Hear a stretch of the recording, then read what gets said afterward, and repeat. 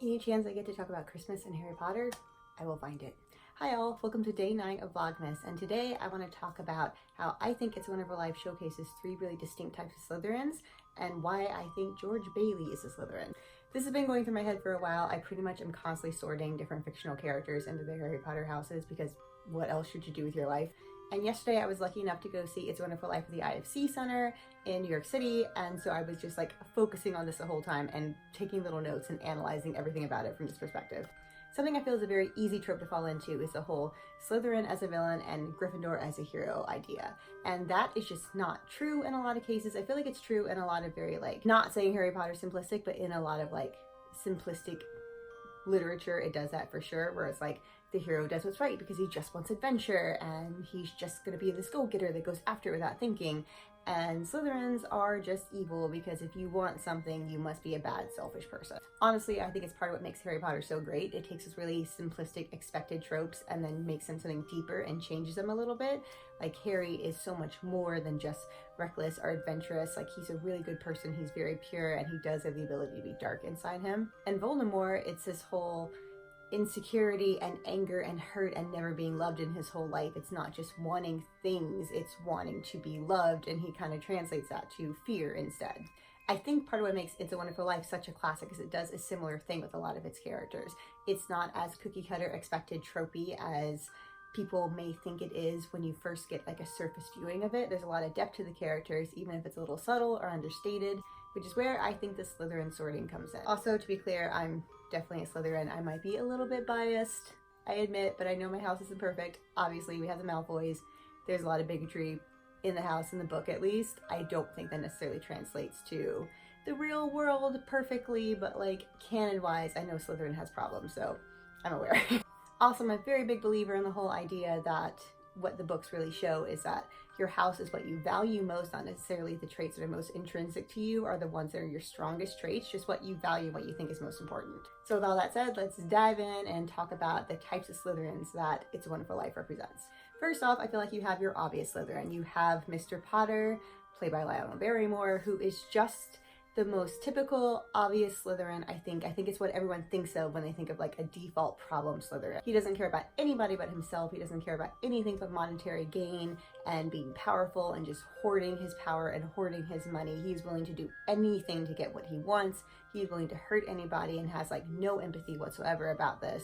Where I think they make this character more interesting and less of a boring stereotype of a villain is the fact that, one, Lionel Barrymore just plays him so well. He brings such a depth and a humanity to him, even when he's just saying these very, very simplistic lines. He just has this way about him that has a lot of power and depth, so you really get a lot to him. You don't see him as just a character. He feels like a flesh and blood person. Also, there's this kind of whole dramatic irony going on there where it's he thinks he's everything. He thinks he's so powerful. He thinks he owns the whole world, but really it is a very small town, a very small county, a kind of unimportant area he is running. A lot of Slytherins, I feel, would look down on him because, yes, he achieved a lot, but he's very much a big fish in a small pond, and he doesn't want to leave his pond. I feel like it's very obvious that he's aware that if he left this area, he couldn't succeed. He couldn't go to London and take over necessarily. He couldn't take over New York City. He had to stay in Bedford Falls.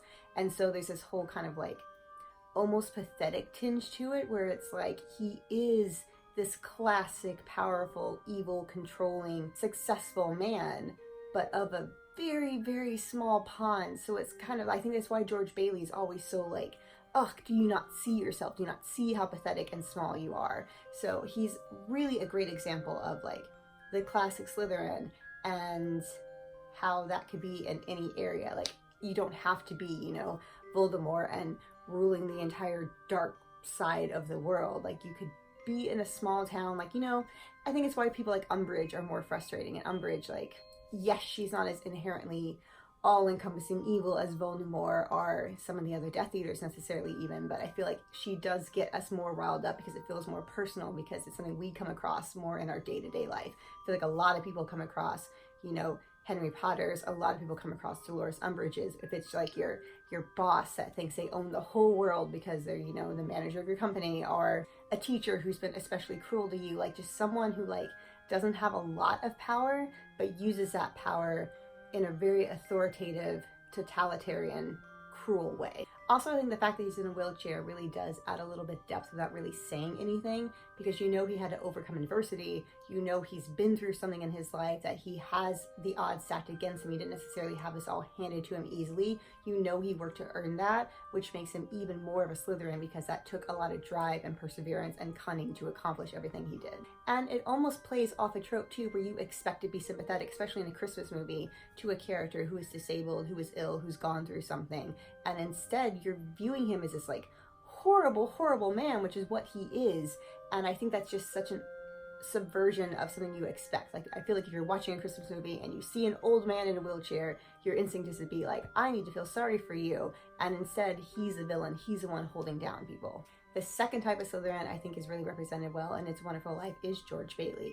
And I feel like the instinct is to assume he is a Gryffindor because he's the hero. He's very, very kind of reckless and heady in the way he wants to present himself. He's very brash and loud and attention seeking, and he's wanting to travel the world and go have adventures.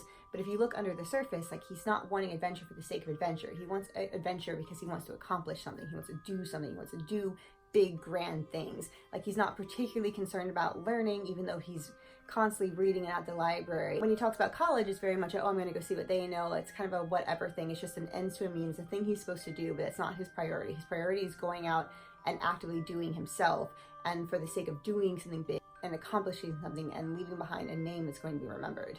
And I feel like, especially if you're used to Slytherin as the Potter Voldemort type of Slytherin, that's really not what he is, and that's what I think a lot of Slytherins in real life aren't necessarily. Like, it's about wanting to accomplish things and wanting to be the best at whatever it is you do. And for George Bailey, that's not just being a great engineer or an architect or adventurer.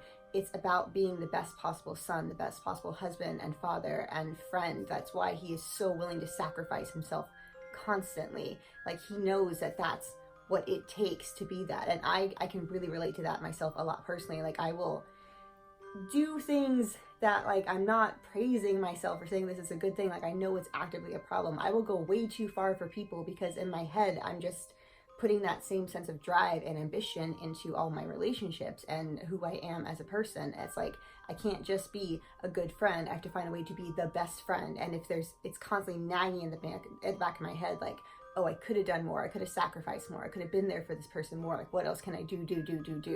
And it's very much like almost exhausting because you're constantly just pushing yourself in every single aspect of your life. Like, it's not just, oh, in my career, I want to do the best. It's no, in every little thing in my life, I want to do the best. And George really falls victim to that, where he just sets these incredibly high standards for himself that nobody else is. I mean, when he gives up going to college when his brother comes back, like, his brother's immediately like, hey, we haven't talked about this yet. I didn't say yes to this job yet. Like, I told you I would do this.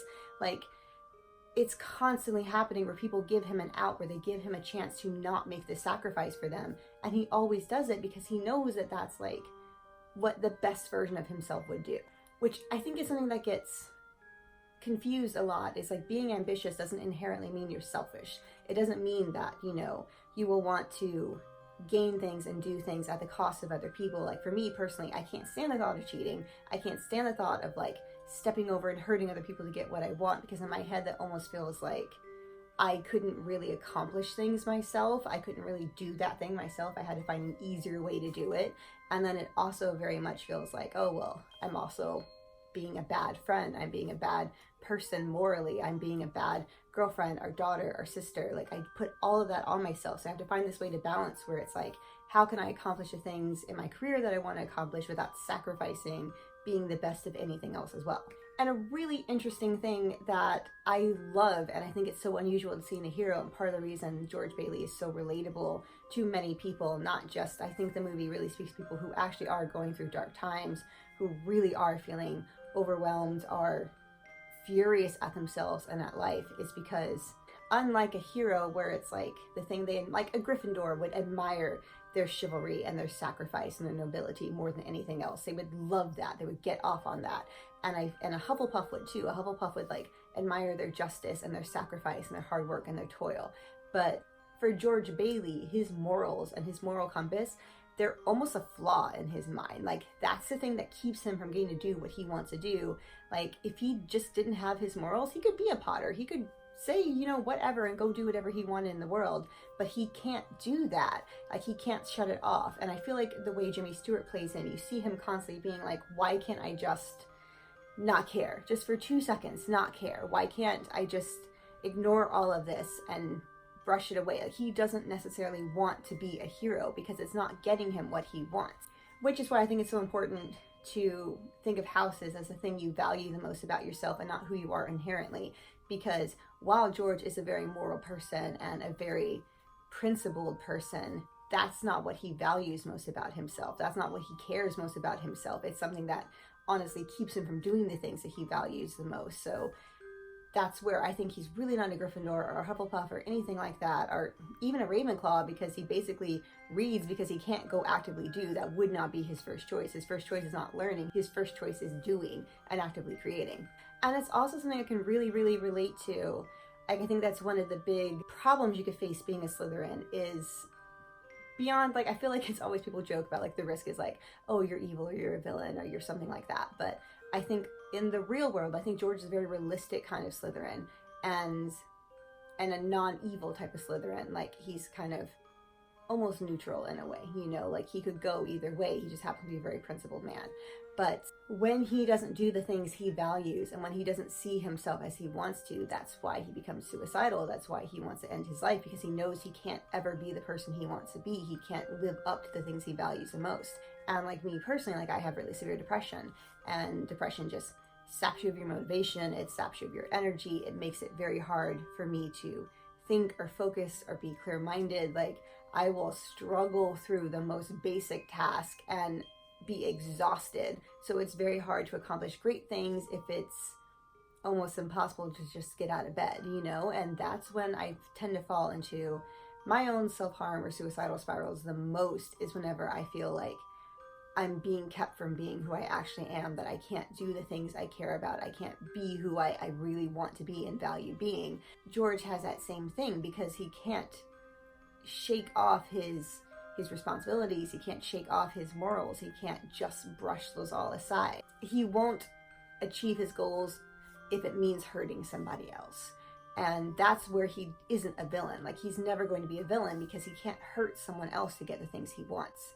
But in so doing, he kind of hurts himself because he's not taking care of himself and doing things for himself ever. Like, he's consistently being the best for everyone else, but not the best for himself. And this is where being a Slytherin can make you a great partner, I think, a great friend, a great colleague, like, because you can constantly give yourself to somebody. But I think George is a really big warning that you have to also be aware of taking care of yourself and acknowledging your own feelings. Because if he had been this open about this his whole life, instead of just constantly being like when he turns down working for Potter, he doesn't come home to Mary and be like, oh my god, I just gave up on my dreams again. Instead, he's like, I'm not good enough for you. I'm not the husband you deserve. You could be with somebody better. Like, I'm not being the best husband for you.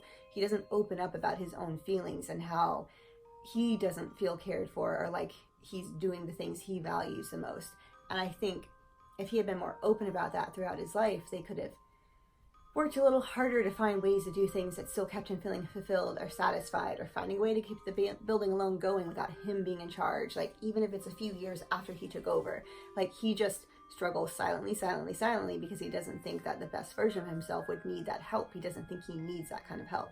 And I think George Bailey is a very, very good reminder that we do need help. We do need reminders that our accomplishments matter, even if they're smaller accomplishments than the ones we wanted. Like, George isn't the type to be like Mr. Potter and be like, oh, I'm fine running a small pond. Like, he needed that reminder that, like, these accomplishments matter too. That's not the way he's wired naturally at all. I feel like George is just a warning sign of, like, don't go too far with this. You're not evil. You're not a villain, but you are really running yourself dry for the sake of other people and accomplishments and seeking this validation that isn't something you're necessarily in control of. Like, that's what's hard about valuing yourself on your accomplishments so much, is that's not always solely your control. It's such an external thing. There's so many things that can keep you from accomplishing the things you want to do, even if that's not you keeping you from it. And I feel like George is a really big warning to remember that you're worth more than you think you are if you're accomplishing small things instead of big things. And also a reminder to, like, care about yourself and reach out to friends and family and be aware of when you're hurting and don't just shove all your emotions down, because that's all he does. And he really needed to reach out and be open. And I'm positive that when that movie ends, he is much more open and affectionate and willing to talk about how he's feeling. And I have a hard time believing that like the people in his life aren't like, let's do something good for George now. Like, what can we do? Let's send him on a trip somewhere or something. Like, it just feels like he can't keep going at the same pace he was going. And the third Slytherin that I feel like is in this movie and is a great example of a different kind of Slytherin and someone who isn't as necessarily beneficial as George, or as neutral as George, or as awful and villainous as Potter in a very evil way, is Mary Bailey. And I feel like this is not what people expect when they think of Slytherin, because she's like freaking Donna Reed, who wasn't like, you know, Donna Reed when this movie came out. Like, it was pre the Donna Reed show and everything. So, but like now that's kind of like the epitome of like the perfect angelic demure woman, which is definitely not a Slytherin trait. Like, I don't think that is how anyone would consider Bellatrix, you know. And so often in love stories and movies like this, like the ideal woman, like the love interest, is just sweet and pure and like a Disney princess Hufflepuff and just very, very loving and kind. And she's presented this way. Like, she's talked about constantly as like, oh, she's the kind of girl that'll find you the answers and will be supportive, and she's such a good mom and she's such a good wife. So like, you're expecting like nurturing and loving and trusting and stuff. But I completely believe that Mary Bailey is like a stone cold solid Slytherin, because all she wanted her whole life was George Bailey. She wanted that house at 320 Sycamore. She wanted the kids. She wanted to be like the perfect mom. Whereas Potter kind of got stuck in this small pond and is just controlling it intensely, and George wasn't happy with something small. Mary does have small goals, but that doesn't make those small goals inconsequential. Like, she knows that. She knows what George didn't find out until, you know, heaven intervened. She always knew that these small things mattered, and that was a thing she wanted. And she settled on him when she was like a kid. She is like, this is the person I want. This is the life I want. This is the thing I want. She, like, cunning and manipulative and focused and driven and ambitious. That is just her to a T. I mean, literally on their basically first date after the dance, when they're walking together and singing Buffalo Girl, the minute her face when she sees George describing his dream and his life and what he's going to do and how he's going to leave, and if he gets what he wants, she doesn't get what she wants. So she immediately basically wishes for him to fail so that she can get the thing she wants. And we're just so trained to see that that thing she wants as being the good thing. Like, we're so trained to see the Slytherin ambition and desire as a bad, inherently evil thing. And like, you know, like it means that, oh, if George cares this much about accomplishments and achieving and leaving and not having a family, then he is going to turn into Scrooge one day.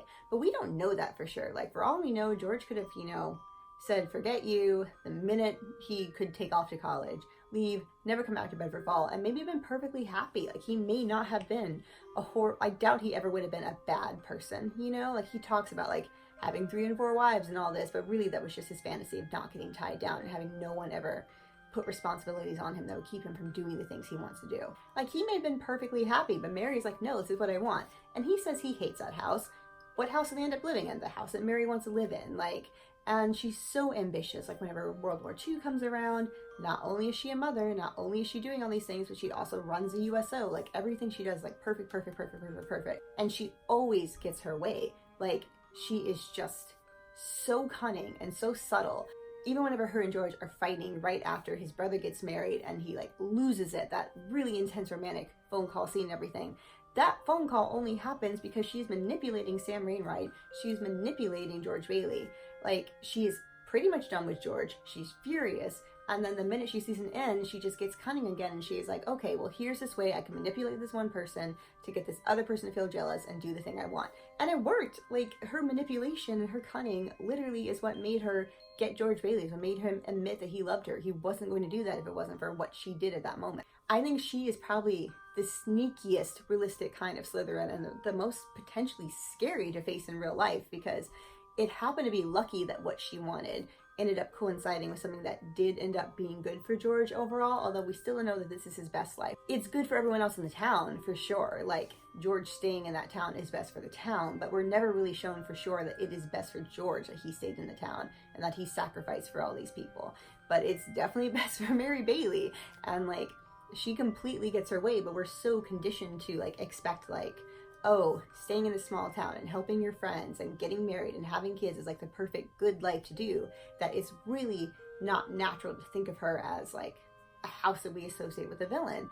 But I mean, she literally kept him from his dreams, and you could argue that she helped him find more realistic or more kind dreams, but it wasn't for the sake of wanting him happy. It was because she wanted George, you know. It wasn't like, oh, I want to make you happy, I don't think you're going to be fulfilled living this kind of life, this isn't who you are. She was like, nope, I want to live in Bedford Falls, I want to live in that house, and I want to marry you.